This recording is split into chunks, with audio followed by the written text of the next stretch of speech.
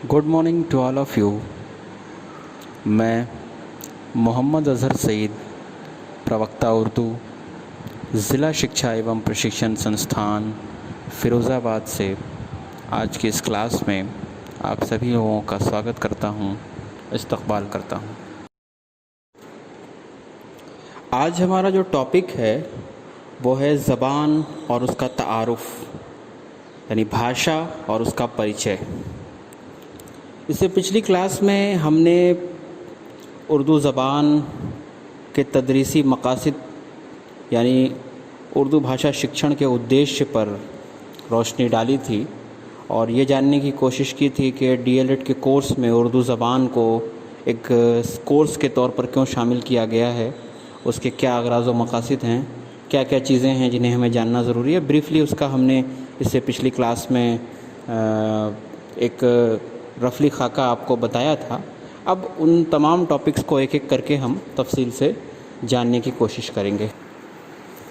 ज़बान किसे कहते हैं या ज़बान क्या है? तो इससे पिछली क्लास में हमने आपको बताया था कि ज़बान इज़हार ख़याल का नाम है, यानी अपनी बात को कहने के लिए हम जिस मीडियम का सहारा लेते हैं उसको ज़बान कहते हैं।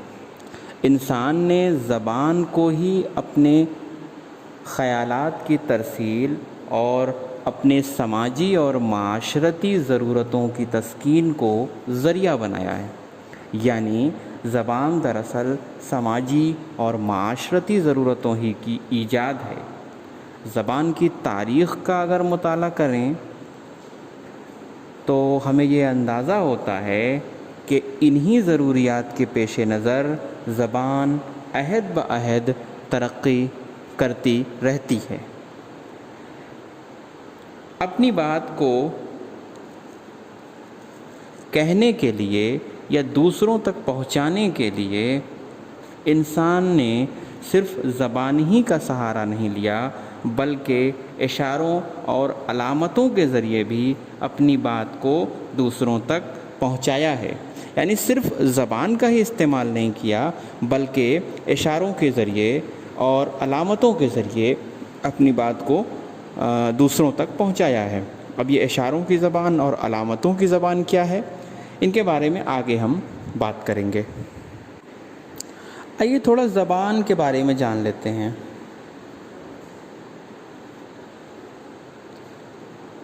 दुनिया में कितनी ज़बानें हैं इसका सही अंदाज़ा लगा पाना तो बहुत मुश्किल है, लेकिन एक आंकड़े के मुताबिक दुनिया में कुल ज़बानों की जो तादाद है वो 6809 के करीब है। इसमें से 90% ज़बानें ऐसी हैं जिनको बोलने वालों की जो तादाद है वो 1 लाख से कम है।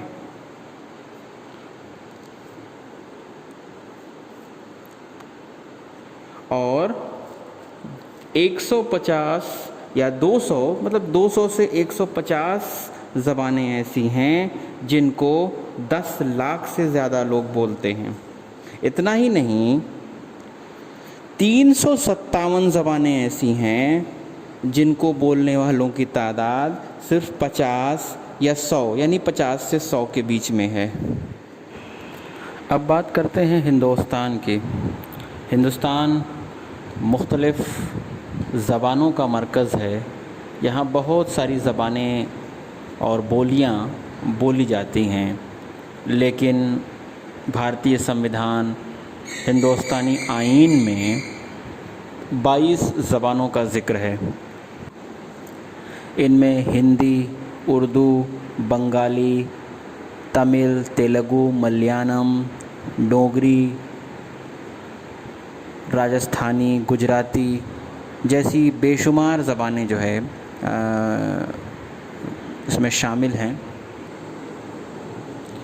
ये तो रही ज़बान के हवाले से कुछ बातें। अब सवाल ये पैदा होता है कि ज़बान कैसे वजूद में आई।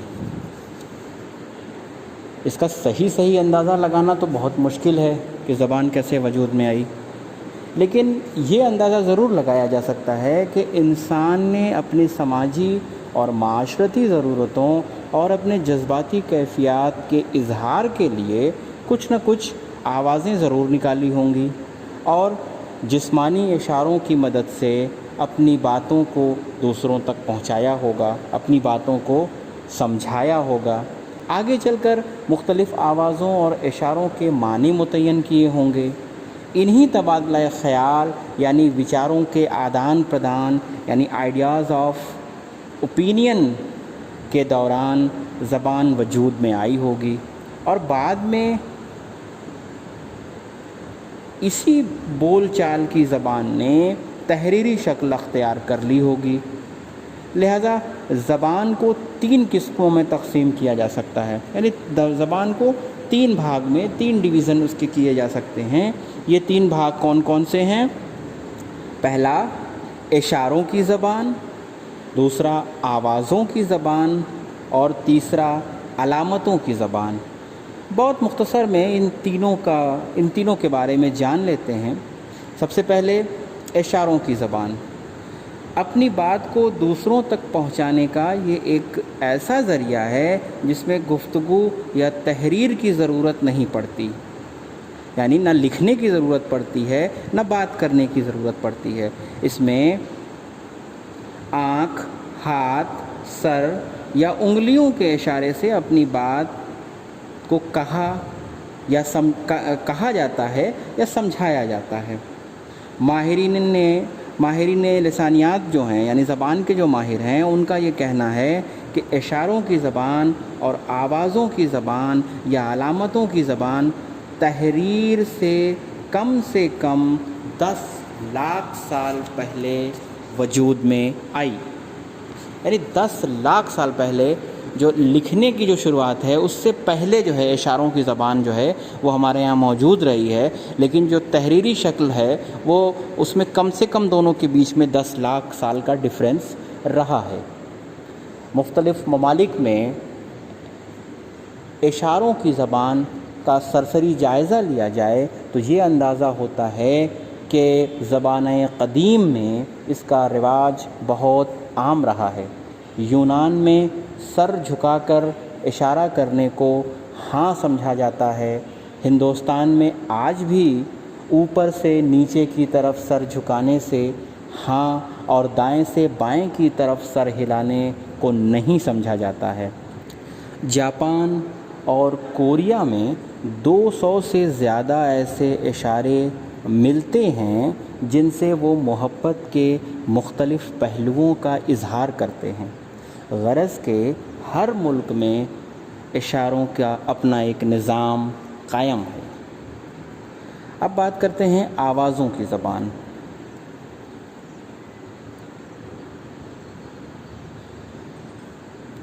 آس پاس کے جن لوگوں سے بچے کا سابقہ پڑتا ہے وہ لوگ عام طور پر زبان کا استعمال کرتے ہیں، اشاروں کا نہیں، اور بچہ اپنے آس پاس کے لوگوں سے ہی زبان سیکھتا ہے، اس لیے وہ انہی آوازوں کی نقل کرتا ہے جو وہ اپنے ماں باپ، بھائی بہن سے سنتا ہے۔ اس طرح وہ آوازیں سنتا ہے، اس کی نقل کرتا ہے اور سننے اور بولنے کی ابتدائی تربیت حاصل کرتا ہے، اور پھر بولنے کی جو ڈیفرنٹ مہارتیں ہیں، مختلف مہارتوں پر بھی قدرت حاصل کرتا ہے۔ آوازوں کے ذریعے ہی بچہ رنج، خوشی، محبت، نفرت، پیار کا اظہار کرتا ہے۔ رونے اور ہنسنے کے علاوہ صوتی آوازوں سے بھی آشنائی حاصل کرتا ہے۔ صوتی آوازیں جیسے ہوا چلنے کی آواز سن سن، گھڑی کی آواز ٹن ٹن، دروازہ کھٹکھٹانے کی آواز کھٹ کھٹ وغیرہ وغیرہ۔ اب جو تیسری شکل ہے وہ ہے علامت کی زبان۔ اسے ہم تحریری شکل، یہ جو علامت کی زبان ہے یہ تحریری شکل میں ہوتی ہے۔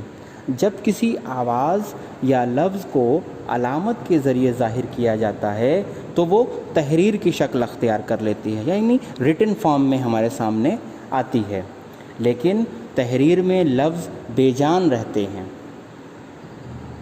اور یہ لفظ اس وقت تک بے حس رہتے ہیں، بے جان اور بے حس رہتے ہیں جب تک بولنے والا اس کو آواز سے نہ نواز دے، لیکن وہی لفظ جب بول چال کی زبان میں استعمال ہوگا تو کبھی موقع محل کے لحاظ سے اس کی صورت بدل جائے گی، تو کبھی لب و لہجے کی تبدیلی سے اس کے مفہوم میں چینجنگ آ جائے گی، اس کے مفہوم میں تبدیلی آ جائے گی۔ تو یہ وہ چند باتیں تھیں زبان کے حوالے سے، زبان اور اس کے تعارف کے حوالے سے، جو ہم نے آج کی اس کلاس میں جانا، سمجھا اور پڑھا۔ اب آگے اسی حوالے سے آگے کی جو کلاس ہوگی اس میں ان چیزوں کو اور بریفلی طریقے سے اور تفصیل کے ساتھ آپ کے سامنے پیش کرنے کی کوشش کی جائے گی۔ Thank you very much.